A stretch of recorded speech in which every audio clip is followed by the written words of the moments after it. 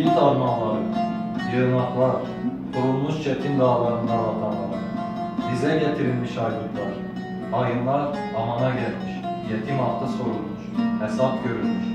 Demdir bu, demdir, derya dibinde yangınlar, kan kesmiş ovalar üstünde mayıs, uçmuş bir kuş tüyü hafifliğinde, çelik kadavlası koruganlar. Ölünmüş canım ölünmüş, nura bağlanmış. Gel gelelim beter bize kısmetmiş. Ölüm böyle altı okta koymaz adam. Susma ve beklemek müthiş. Genciz, namlu gibi ve çatal yürek. Barışa, bayrama hasret, uykulara, derin, kaygısız, rahat. 32 dişimizle gülmeye, doyasıya sevişmeye, yemeye. Taç yok, ağlamaklı olmuşum geceleri. Asıl bizim aramızda güzel bir hasret. Ve asıl biz biliriz kederi.